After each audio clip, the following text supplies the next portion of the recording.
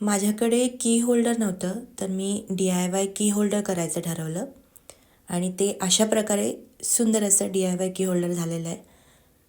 याच्यासाठी मी डॉलर ट्रीमधून घराच्या आकाराची एक फ्रेम, लाकडी फ्रेम जी होती ती विकत घेतली, जी जवळजवळ $1.25 आहे. आणि मला त्याच्यावर सी शेपचे स्क्रू हुक लावायचे होते, जे मी आता हे लावते. ते मला डॉलर ट्रीमध्ये काही भेटले नाहीत, पण वॉलमार्टमध्ये $1ला 4 भेटले. आणि मला त्याच्यावरच एक चावीच्या आकाराचं स्टिकर लावायचं होतं, जे की मला डॉलर ट्रीमध्येच लाकडाचं चावीच्या आकाराचं स्टिकर मिळालं. ती मी इथे लावलं आहे फ्रंट साईडला. अशा प्रकारे ग्लू गननी ते चिटकवलं आहे.